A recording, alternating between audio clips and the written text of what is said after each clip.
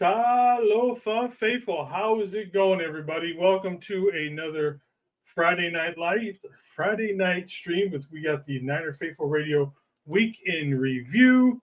Don't forget, we are also on Instagram, Facebook, and live. We already got the BC jumping in 198. Let's go. How's it going, brother? Thank you for showing up, my dude.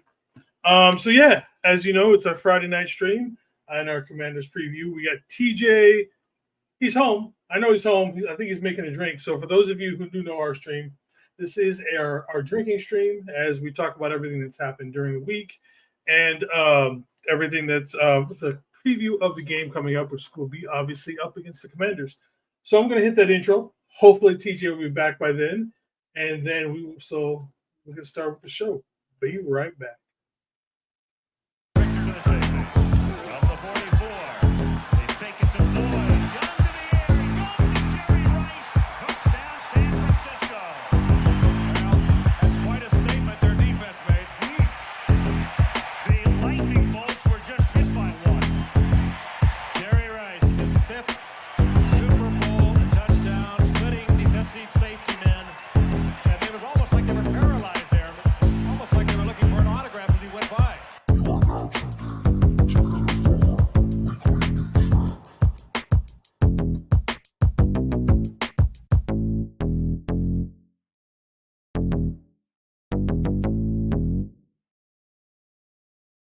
What's good, everybody? As you can see, it's just me here right now. So hopefully TJ will be back here shortly. Right now, we got the big Oos Bieto in the channel. Just stop by this area and have all the grain here.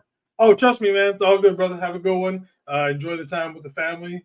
If I don't see you on any of your streams between now and Sunday, you guys have a good, happy New Year to you and your family, Beto. All right, so you guys know that this is our drinking show. So for every show that we do, I try to get some sort of a drink from the city that we're playing in. So obviously we are playing the Washington Commanders from DC, and apparently there is a drink in DC that everybody likes to drink. It's called the Ricky, and so I'm going to make myself a Ricky. To be honest with you, I don't know if I'm going to like this one because I'm not a gin drinker, and this is a gin drink. So I went out and got some Tanqueray with the Rang Pure Lime. Hold up, before we go any farther, bring it to the stage, the first mate, TJ. Hey, fuck you. What up, my dude? What's up, bro? What's cracking, Faithful? How y'all doing? What's up, man? How's your week been? Nothing. We've been fucking swamped, bro. Our manager apparently there's this virus going around that makes everybody like vomit crazily and all this shit. So apparently, I guess one of our coworkers had it, give it to our manager and her daughter, or vice versa. Like it's fucking. We down like one of our supervisors went, and so there's this little dip at work in our freezer where the ground's coming up, right? So you gotta kind of when you're posting shit, right? Well, this rack full of bagels weighs more than my supervisor. You know what I'm saying? So she usually has me do it. Well, I wasn't at work yet because I didn't start till 7. She was there at 2. And she was pushing the cart. The handle comes off. She flies back, hits her head. So she's missed the last 2 days of work. Our manager's out because she's got this virus. We're fucking busy as fuck because everybody and their mama wants to come in on bagels on Christmas break. So, yeah, that's how your boys' week's been. Not to mention I was at that fucking game, Monday night. So, yeah. And here I am bitching Christmas so slow this week at work because everybody in logistics, everybody's trying to close their shit out for the year. So I'm sitting in at work like, I want to go sweep the warehouse for the 19th time today. Yeah, right. That's what I've been doing like all week. I'm like, this warehouse has never been so clean before. So I'm gonna go back to my drink, and so I don't know if you saw. I don't know if you heard. I am making what's called a Ricky. Apparently, this is like what all the politicians in Washington drink. I guess a bunch of people sit down, like 3/4 of everybody's going to order this thing. So apparently, this is going to make me a dirty politician or something because you know how the people in Washington D.C. are. And honestly, I don't think I'm going to like this drink, man, because I'm not a big gin person. So here we go. So we got some Tanqueray. We got the Rang Pure Lime. So I'm going to put about a shot or so of that in there. Give me 1 second. I'll be right back. Yep. All right, and then we're gonna add in some lime juice. Again, I couldn't find a recipe where it showed how much of anything. It just said these 3 things go into a Ricky. So we're gonna add in some lime. I'm gonna guess that should be about it. It's pretty strong stuff. And then just some regular club soda to top it off. Shout out to everybody who's on Instagram because we are also streaming this live on Instagram. It's new for us. We're just checking out to see how this goes. Pour in the club soda. And we'll just do the rest.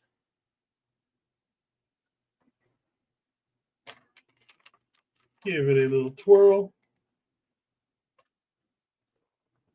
And there it is, everybody from Washington, D.C. We've got the Ricky. Let's see how this tastes.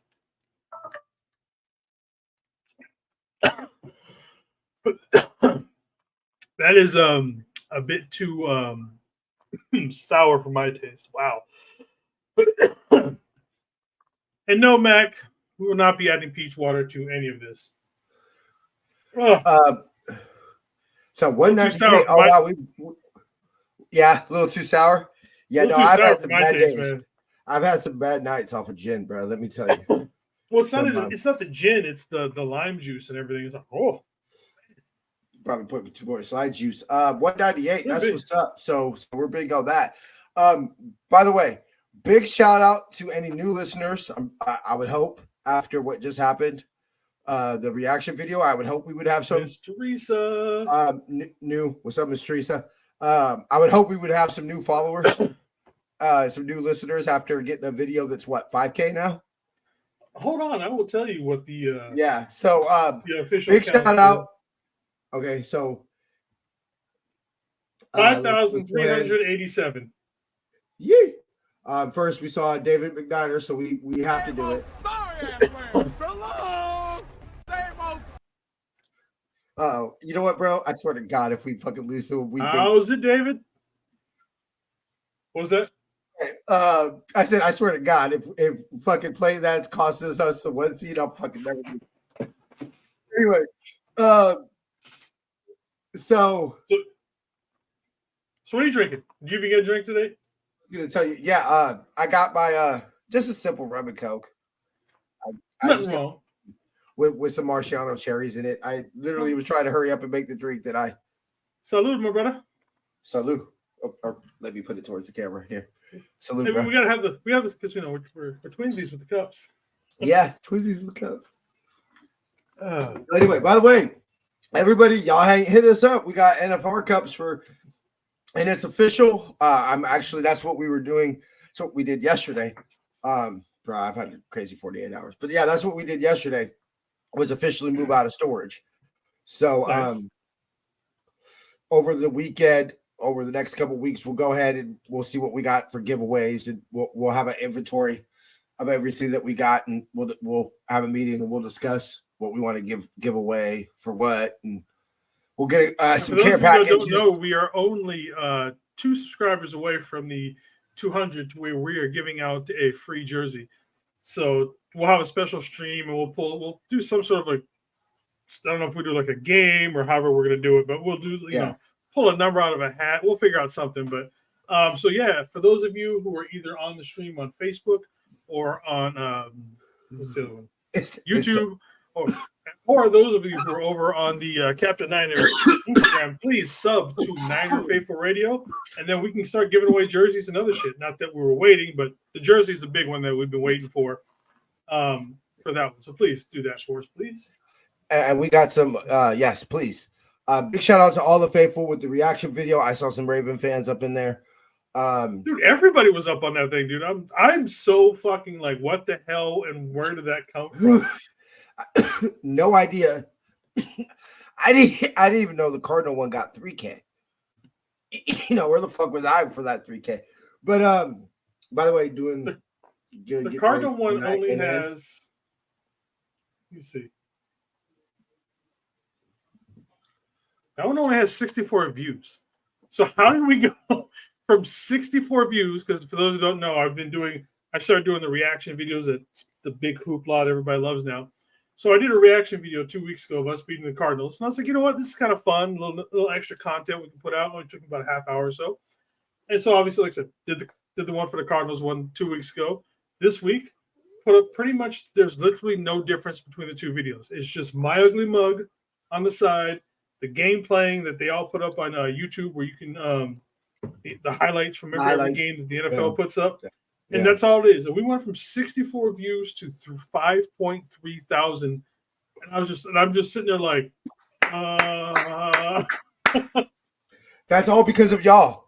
Every BC putting in the comments and everything like that. Yep. Our heart goes out to y'all. We're gonna get some care packages together for y'all. I got plenty of Niner swag to give away. I got grass literally from Levi Stadium. I'm sorry, your boy's getting buried with that.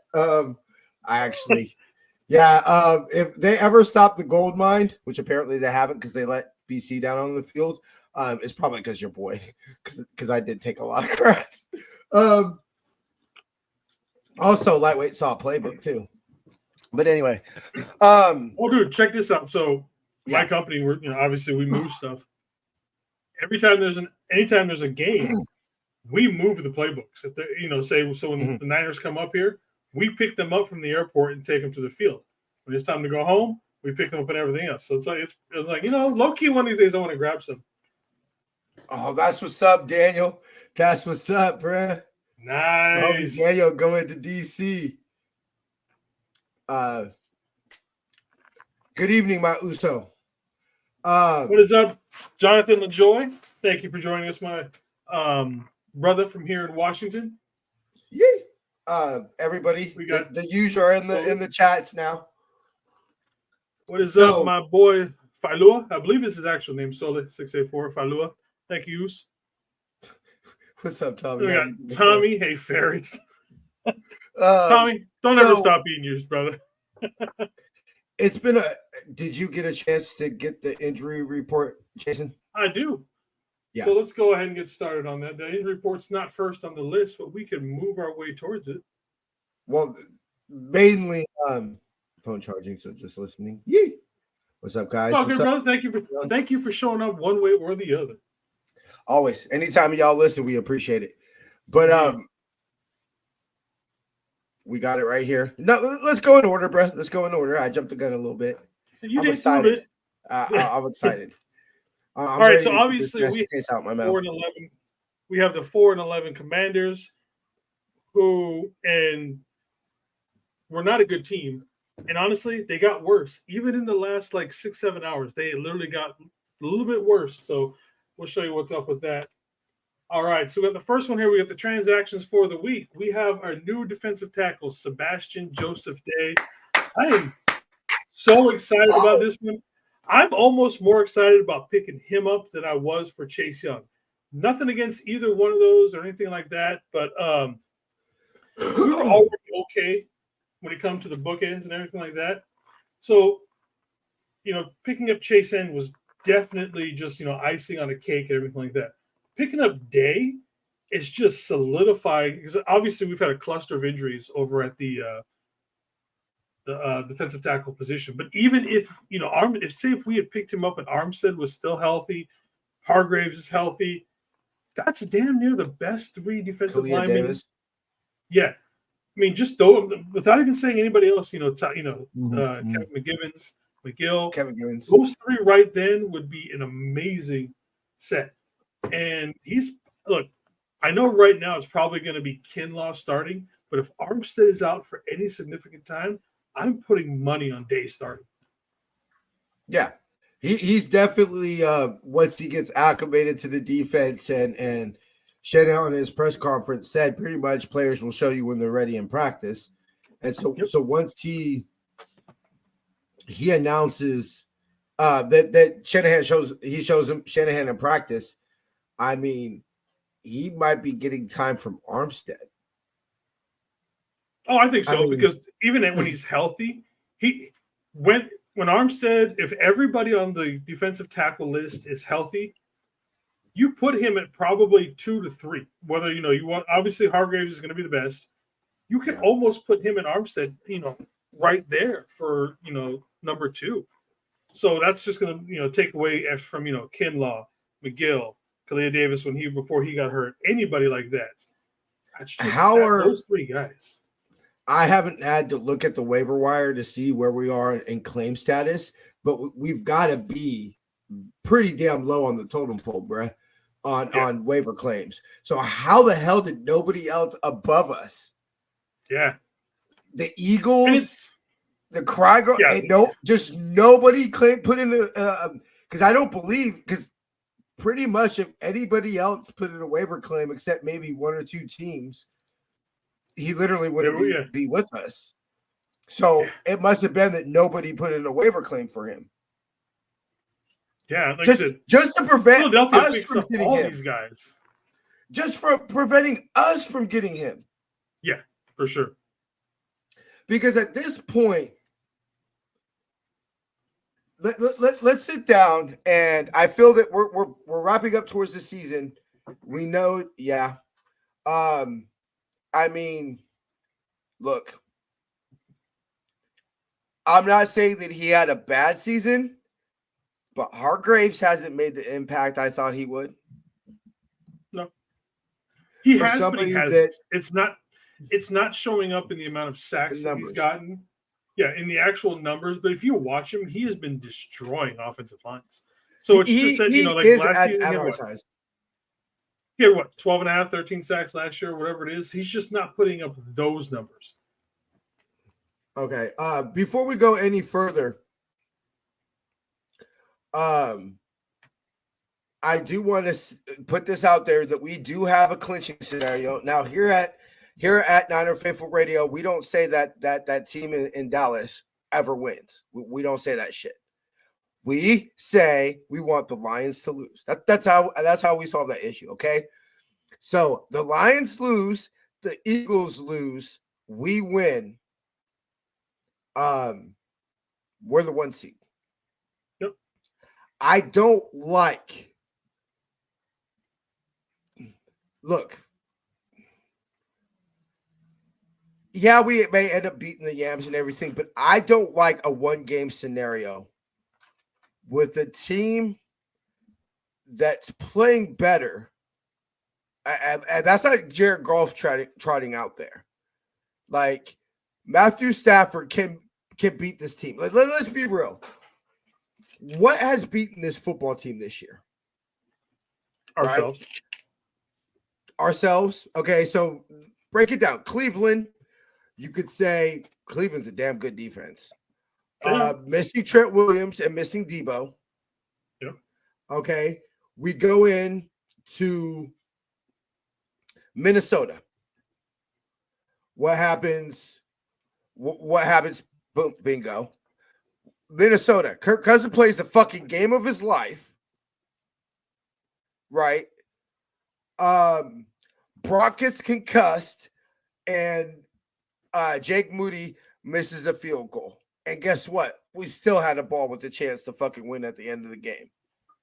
Oh, and Cleveland, Jake Moody misses a field goal. You go to Cincinnati. You're speaking to somebody who was there that game. Okay, I was there live in person at Levi Stadium. I have never seen a quarterback play like that in my fucking life, live, ever. Joe Burrow was unstoppable. I feel just personally, Joe Burrow was just going to win that football game that day.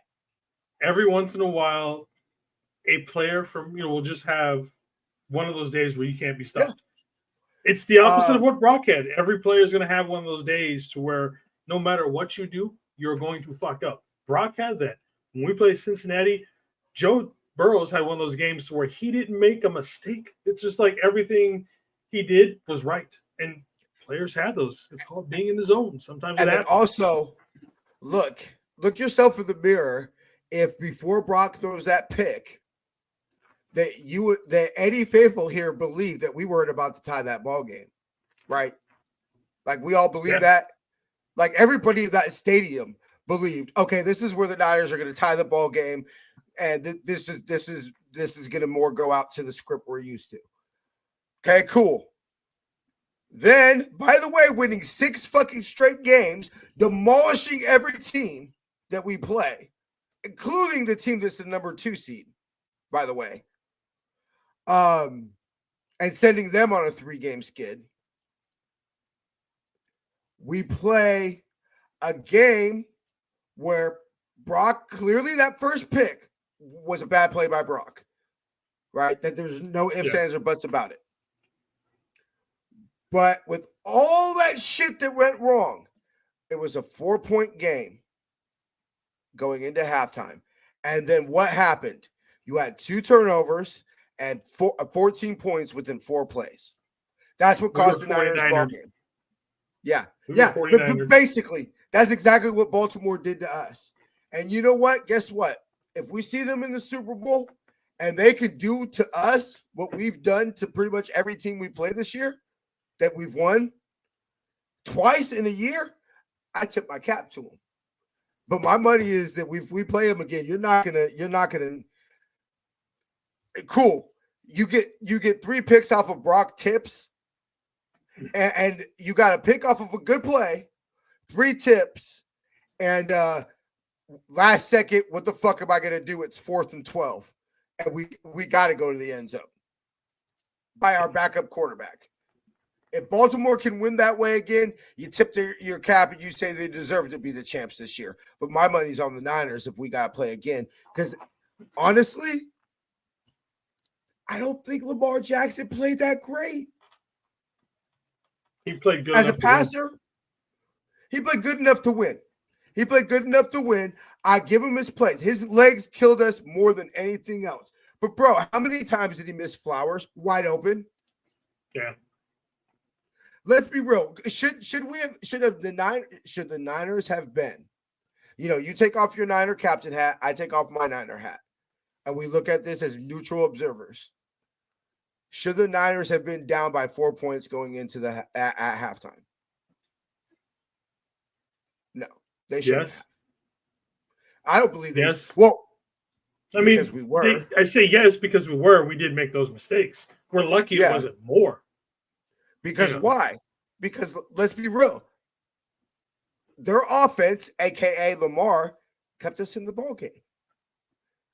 And if it wasn't for his run running play, which I'll call out Fred Warner. Moving the pile. I'll call Fred Warner because fine, he got yards, but if Fred makes that tackle, they don't go for that field goal. Yeah. Fred doesn't miss that tackle, they don't go for that field goal. And it's a 1-point game going into halftime. Sweat over Young. I think with our defense, it's kind of a wash. I mean, you can nitpick between the two on who's better, but I think either or fitting into this defense would have had pretty much the same results. So that's how I see that. I'll take Chase for let's be real, because Montez Sweat would have definitely been a rental player. At least there was some outside odds that we keep Chase Young.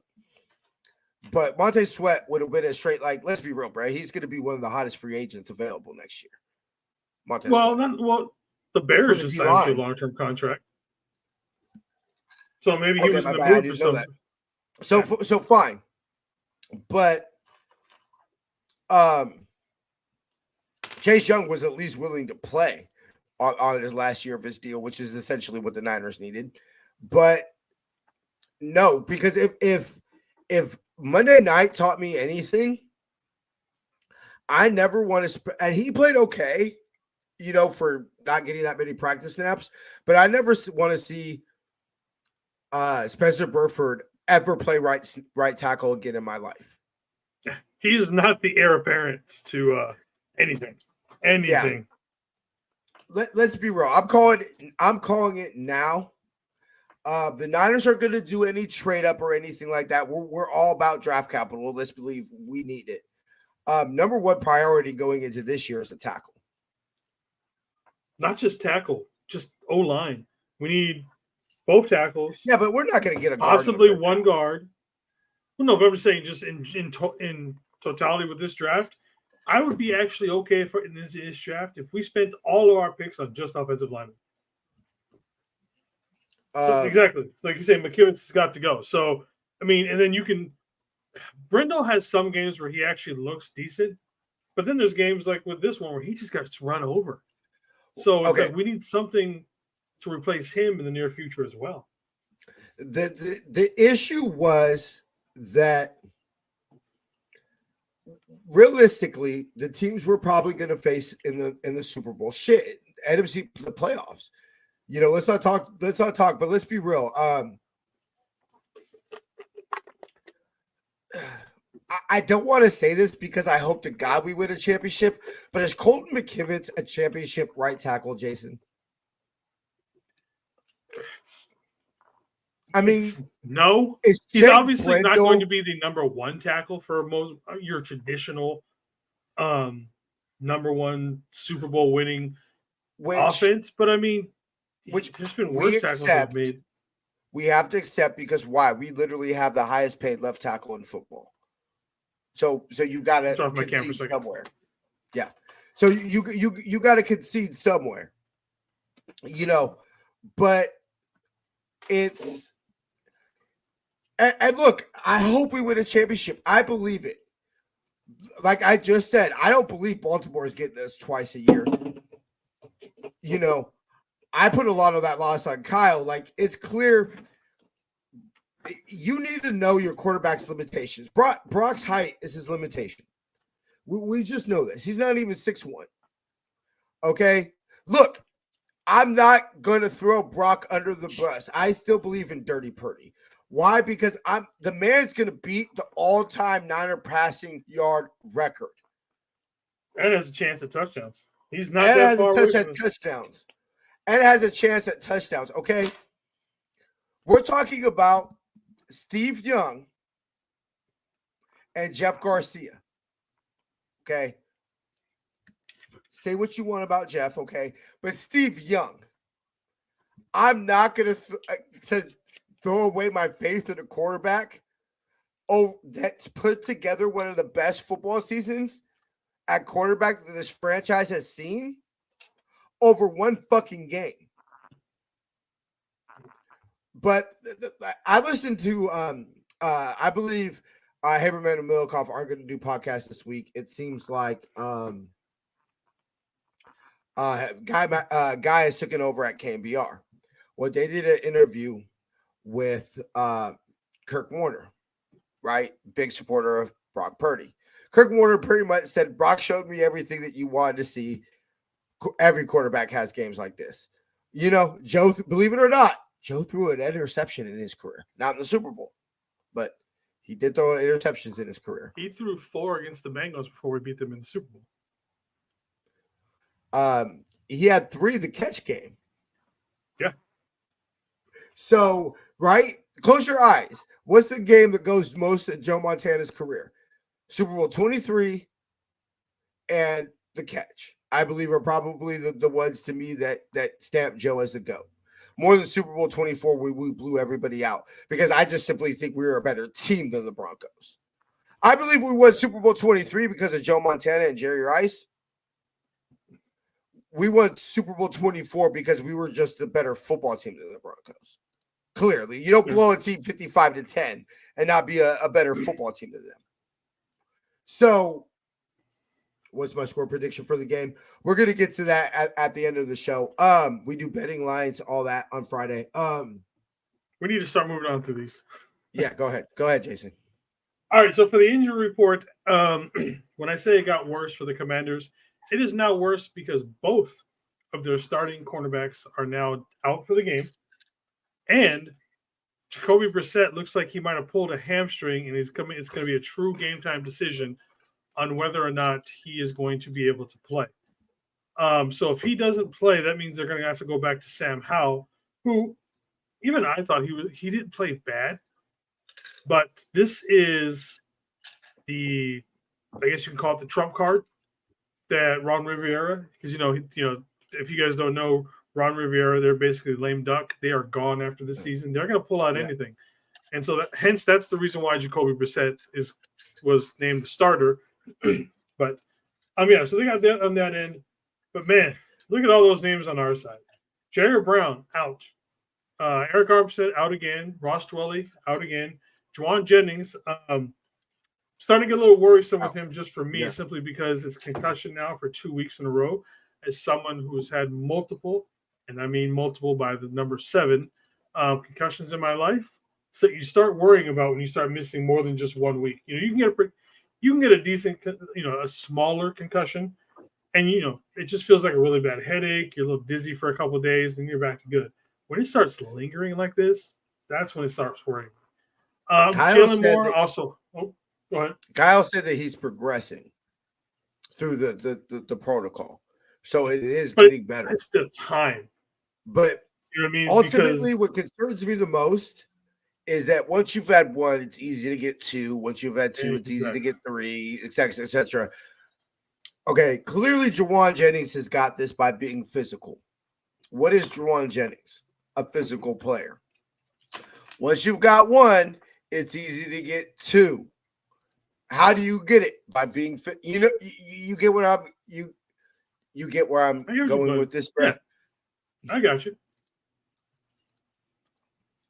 And then for questionable, we got Aaron Banks. DFF is going to be probably not. Jordan Mason and Embry Thomas. Jordan Mason, I want to say, is actually just sick.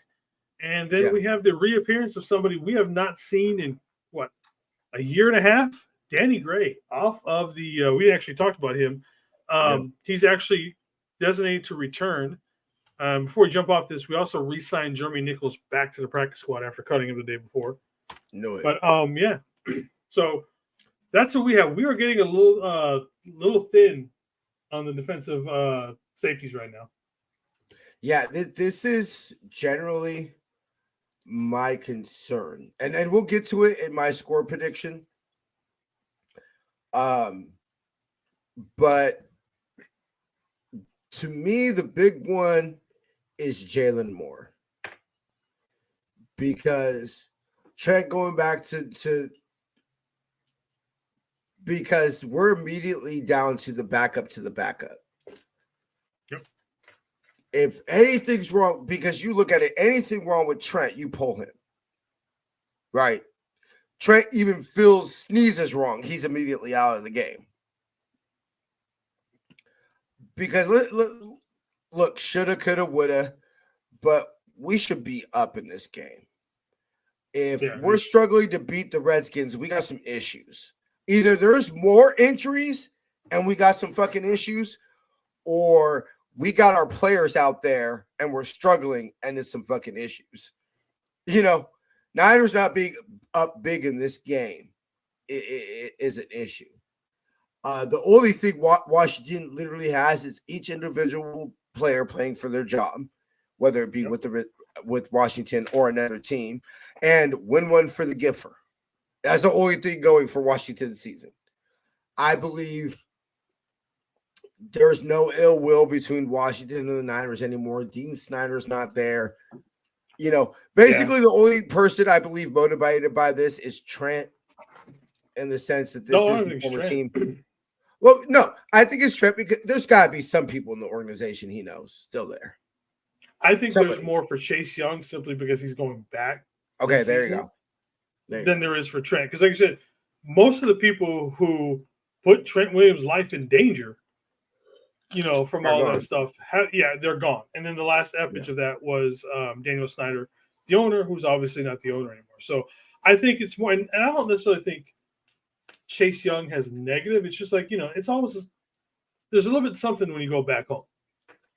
So there's just that. Like, look what you got rid of. Yeah.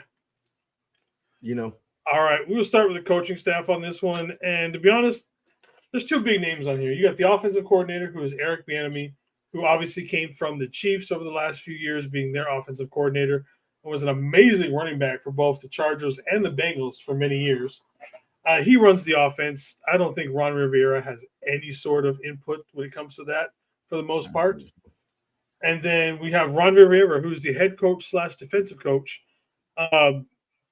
Basically a 500 record with his time here in DC and with the Panthers. He did lead the Panthers to the 2015 Super Bowl.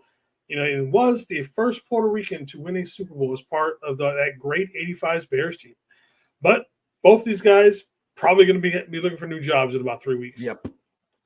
Well, there was the Haberman and Middlecoff did get to a point that Mr. Lean 40 just said it. I don't know. I don't know about that one. There's been a lot said about Bieniemy that Not for interviewing whatever well. reason, that he doesn't interview well. He doesn't necessarily get along with a lot of the players. So I'm not so sure about that one because that was one of the issues that, because he should have been a head coach probably already, but then you Yeah. hear all these things come out about him, about, what goes on behind the scenes. So we'll see. I mean, he very well may be, but it's not like he's going to be the heir apparent to that position. He has an opportunity. Like if he Oh, impressed with the owner and everything like that, yeah. I'm not saying it's yeah. going to happen, but It's all possible. We'll see.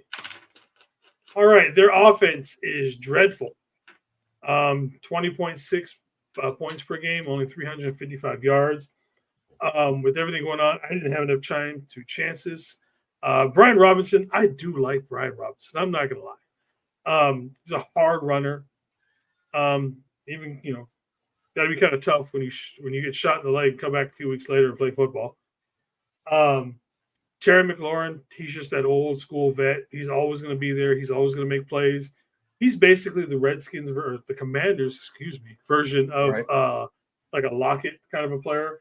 It's like he doesn't get the accolades that he should, but he's a damn good receiver. And then I put up Jacoby Brissett, but who knows if he's actually starting or not. I mean, Terry McLaurin, let's be real. He could have a big game. And if Washington's going to win, Robinson has to have, I would say, at least enough of a game to keep the run game productive.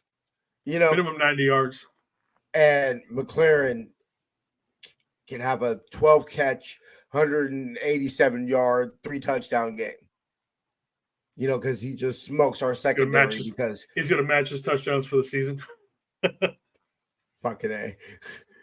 I guess. I mean, he could do it. He's that talented. It's just you put him on probably 20 other teams in the league, he's a huge star. Probably. But the fact that he's been just so brought down by the terrible quarterback play he's had for the last couple of years, it's holding him back. But he likes being there because he re-signed there. We should win more by that. If it's a 28-17 game, that's what I'm saying. That's a little concerning to me. All right. As for their defense, I mean, what else was I going to say? Other than Allen and Payne, this defense is trash. I mean, look at that. They get 30 points per game, almost 400 yards per game. The last 6 games, 28 points plus per game. I mean, this defense is trash. There's just no other way to put it. I went through them. I'm like, there's nothing to talk about on this defense. They're so bad. They're last in like every category. Look, respect to them, everything like that. But if we're the team that we think we should be, if we're the offense that we think, we'll get to the defense. But if we're the offense that we think we should be, yeah, we should put up. What, if we're averaging 30 point something a game, why would we not put up 30 against this team? Yeah. So, all right. Next on the list, we got our fantasy football projections. Again, this hasn't been updated since all the news with their corners being gone. Who knows what's going on with Brisket? Yes, I did put Brisket there on purpose. If both of their starting cornerbacks are down, you could probably add 4 to 6 points to all of these guys easily. If they're going that deep into their lineup to have people there. Like I said, and even if the Commanders, if it's that bad, and you can probably get Curtis with more points, which takes points away from Terry McLaurin. But yeah, it's just this gets ugly. So I honestly would put it on Terry McLaurin just because I think they're going to have to throw the ball. Just they're going to be down so much. But to me, this is the thing where we should look at Brock because honestly, I believe it's 225 that the what he's away from breaking Jeff Garcia's record. Yeah, he might put that up in the first half. he could. A couple of long passes. I mean, he had what, about 200 going in the almost 200 going in the half last time. So I mean, he could push it. I mean, this is. I look to the first half. This is the type of game that I see we could be up 24, 3 or something, 27-3, something like that, and find the final score ends up being like 34-17 or something. Just because we take our foot off the gas the second half, But this is a first half game to me. Scores the first touchdown. I mean, if you ask me to put money on it, CMC, personally. But anyway. Okay, betting. Speaking of putting money on stuff. So right now we got the 49ers, and again, I haven't looked. Almost like I knew this was coming. I know, right? The 49ers are favored by 12.5 points. The under is 49. It's going to sound kind of weird. So what's my score again? I'll still take the over, but I'm taking the under on the points. You're taking the under on the points, but you're taking the over on the spread. See, I think the Niners, like if you tell me the Niners better win by 13. Honestly, you better win by 13. Ooh, so 17 minus 49 is what? 32? 32. 32 is an odd number. So it'd have to be even 33. So 34, 4 touchdowns and 2 field goals. For 49, though, you're putting all of that in the Niners. And if we're as good as if we're going to beat this team as bad as we think we are, they're going to have to carry all the points. Yeah. And I don't see us playing people long enough to put up 49 points. Exactly. My score is actually a little bit lower than what probably most people unless are. we start getting defensive turnovers and things of that nature. Yeah, which we obviously we do all the time. Yeah, so first touchdown of the game, I would have to put CMC to answer Mr. Len. I'm gonna say Debo. I'd go Debo on that one. All right, so Brock Purdy, 2 plus touchdowns and 300 yards. I'm taking both of those, especially with the news that both of their starting quarterbacks are down. That's an easy put money on both of those ones. And then another easy one for me, Christian McCaffrey, anytime touchdown. If he just scores, you get money on that one. It's too easy. What? Give me the money on that one. Only two games that you wouldn't have won this year. Yeah. So I believe it'd be impossible not to make your money on that. Yeah. With those, you're making money on that bet. And these are coming straight off FanDuel. So, I mean, like, I'm putting money on those easily. Yes. All right. So, we've got these guys making the picks. And as usual, for some reason, it always scares me when we're just picked across the board by everybody to win, even though, it's the obvious choice. But there's just something about it in there. It's just like, what about this bothers me so much? Yeah, I know. Of course. Let's be real. If we lose this game, there's issues because things would have to fall apart. You're talking injuries galore for us to lose. Galore. What's our identity? I mean, it's just because there's so much at stake. We shouldn't even worry about it. But we do. Why? Because we're traumatized by this football team.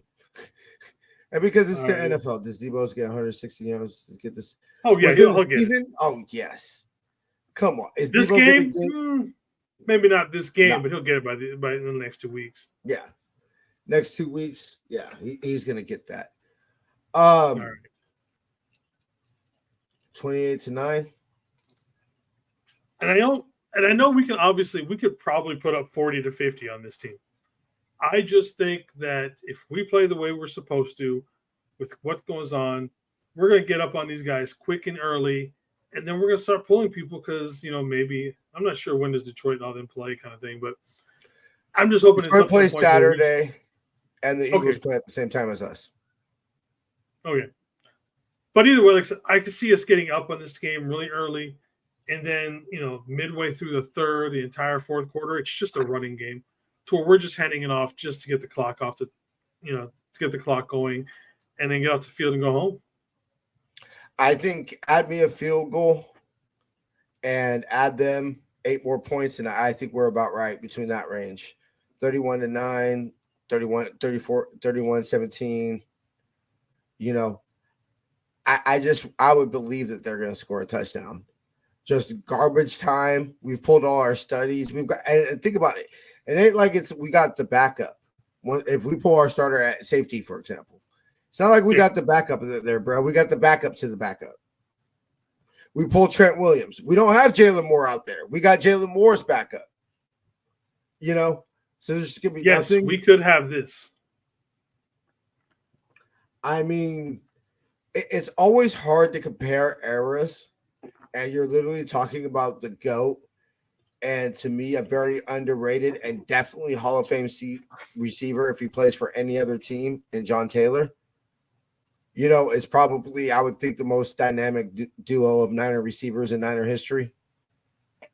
Respect to R.C. Owens and the legends from back in the day, but yeah, Jerry Rice and T.O. or Jerry Rice and John Taylor are pretty much 1A, 1B of Niner combinations. But statistics like that's crazy, bro. 2,000-yard receivers. You don't think of this offense as like this crazy high-flying offense, because it really is. But when you think of those high-flying, like I said, when you got 3,000-yard receivers, a quarterback throwing for 4,000, and this and that, you're thinking of people like Peyton, Manning, those Rams from when they had the greatest show on turf. The greatest show on turf. Those guys, you think of those kind of teams. You don't think of necessarily a Shanahan run offense. They're like, oh, what do? Oh, they run the ball. They ground and pound it the whole part. Yeah. Oh, by the way, we barely throw the ball. Like, how are we getting all these stats? Like, that's how good this offense can be. Which is, I think that ultimately, you and I have talked ad nauseum about the similarities between Jimmy and Brock. The one thing I will give is Brock's more accurate. So what does more accurate pass do? For yards after the catch. Shit, if Jimmy was just more accurate, Jimmy could have had these type of years. I remember going into 2019, or maybe it was 2020. It was either 2019 or 2020 that Adam was talking about, could Jimmy break the Niners all-time passing? Might have even been 2018. But so Jimmy could have easily done this. It is definitely a trip for somebody who being number one in so many, fluctuates week to week, but I would believe most time of the season, number one in so many passing categories, yet 32nd in passing attempts. Yeah, it's crazy. Which to me is more impressive because that's what does that tell you? You're doing more with less. Yeah. How, they get so many, compared if to you Jimmy, give any quarterbacks enough throws, they'll get to 4,000 yards. Yeah. Jimmy was accurate to an extent. Where Brock is so much better is those medium to long range balls, to where Jimmy would just never throw them. He would check down, or when he did throw them, that's when he had the issues. Like within 5 yards, I would actually say Jimmy's better than Brock. He had a quicker release when those 5 yard slants, stuff like that. I will say that Jimmy is probably better than that, but that's about it. And Jimmy was just scared to take those long shots down the field. Brock's not. Because I bet you what Kyle will tell you is how many times did we see Juice wide open for a walk-in touchdown, that was missed. So if you tell Kyle, hey, I'll give you one thing, it would be, I will take that. I would take the fact that I'm going to call this play. I'm going to spend weeks setting this shit up, and I'm going to pull it out against the Ravens, on Monday night, 1 seed versus 1 seed. And I'll take my quarterback hitting that.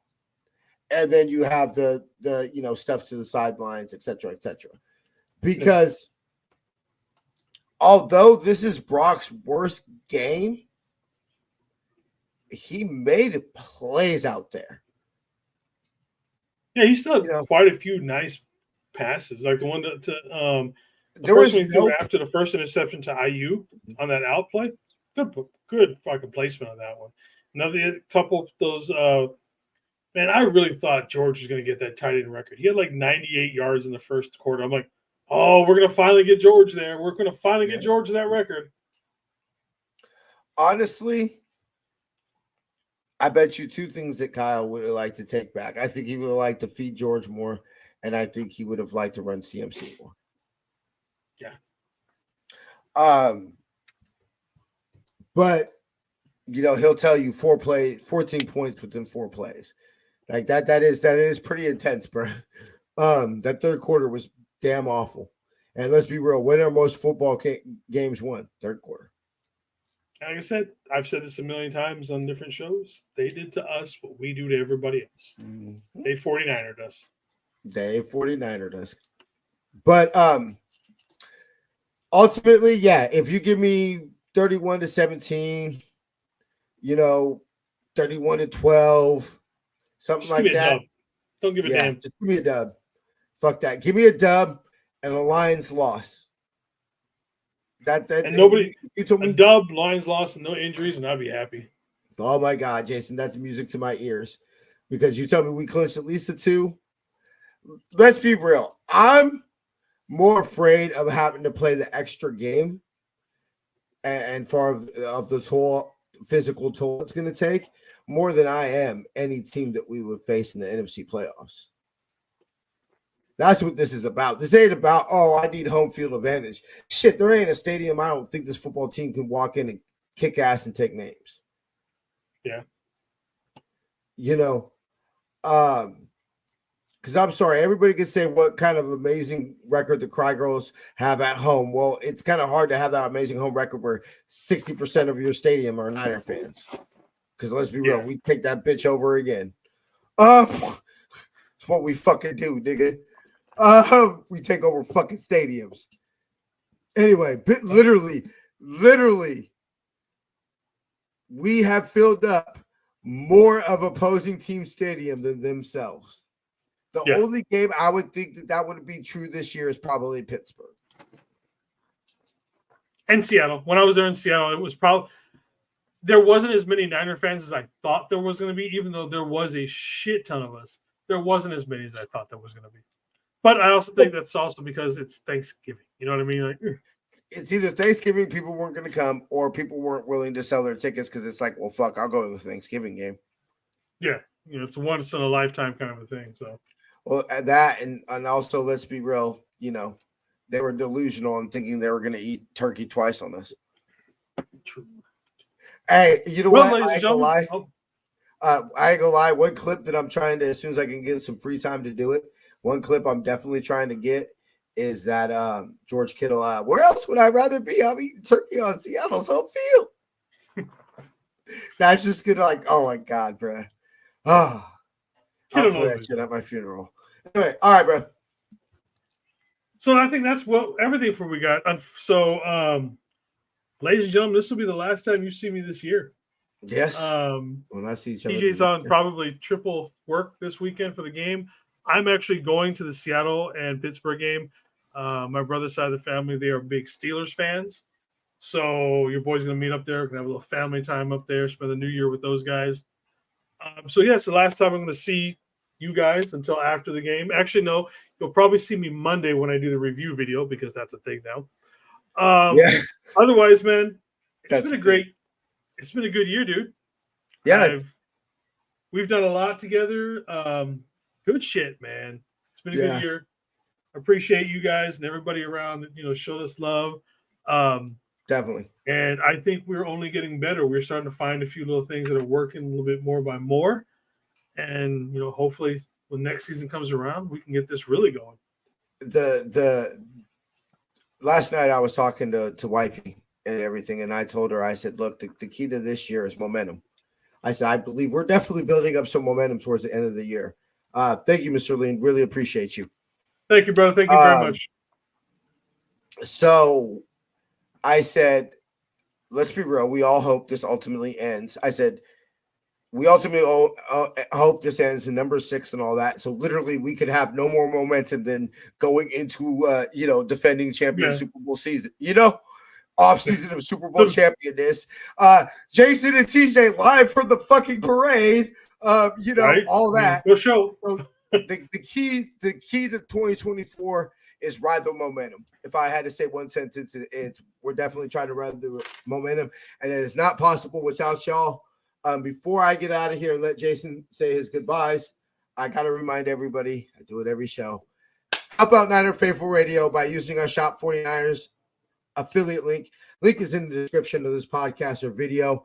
Go to SeatGiant.com. Use the promo code Niner Faithful Radio to save on all your theaters, concert, and sporting event tickets, as well as help out the show. To see everywhere you can subscribe, go ahead and go to NinerFaithfulRadio.com/subscribe. Follow us on social media, Facebook, Instagram, Tumblr at Niner Faithful Radio, Twitter at Niner Faithful R. Like Jason said, probably doing triple duty. I'll be going on about 9:30 for the pregame. Halftime will start 2 minutes before at the 2-minute warning. And then postgame, we'll see if Jamie does it. It'll be later. If I do it, it'll be pretty quickly after the game. And this week's coupon code for 20% off of all season 3 for the faithful by the faithful apparel is Beat Washington. Yes. Okay. I had to double check. All right, Jason, I'll see you next year, bro. 2020. Man, don't be that guy. Don't be saying that guy. What? See you next year. Nah, definitely that dude. All right, bro. I'll catch you. Hey, man. Salute. Love you, brother. Salute. All right, everybody. So thank you once again for this show, every other show. I'm going to go back up and I'm going to jump in for some of these guys. We got Brian Culp, also does an amazing job over on his channel. Brian Culp, please make sure you go over to his channel and show him some love and support. We got Beto with Niner Sickness Podcast. Again, if you guys don't know, us Niner fans, we have the most content creators out here. So make sure you please go and show all these guys some love because they show us love. We're going to show them a little bit more love here in a second. We've got David McNiner also doing his thing over on his channel. We've got John LaJoy, who's a new content creator just this year. He also, like me, lives up here in the Pacific Northwest. He's about a half hour from me. Let's see. Anybody else here who does their channels? No, I think that's everybody who showed up this week who does their channels. Shout out to Mr. Len, who is new this week. Thank you for showing up, brother. And like I said, everybody, thank you very much. It's been a good year. I will definitely see you guys all next year. And before I go, I'm going to drop a link in here. Let me copy and paste this. This is going to be for Tony Culp. That's going to be the wife of Brian Culp. She hosts another person who hosts her own show. I want to say she does her show on Saturdays called Ladies of the Empire. It's a completely female show. As far as I know, it's the only all-female show that the Niners that there's out there with a content creator. Nope, that is wrong. There's Steph does one with another female, and I can't think of the name. But yeah, so yeah, definitely. I'm actually going to probably get off here for a few minutes, and I'm going to jump in on their stream for a little while. So if you guys could please go over there, show some love, let them know that Niner Faithful Radio sent you guys over. And again, everybody, I will see you guys Monday when I put up the reaction video. It'll probably be up sometime early evening, like 6:30, sometime around there, whenever I get it done. If it's Telly Lava, one love, bang bang Niner game. See y'all later.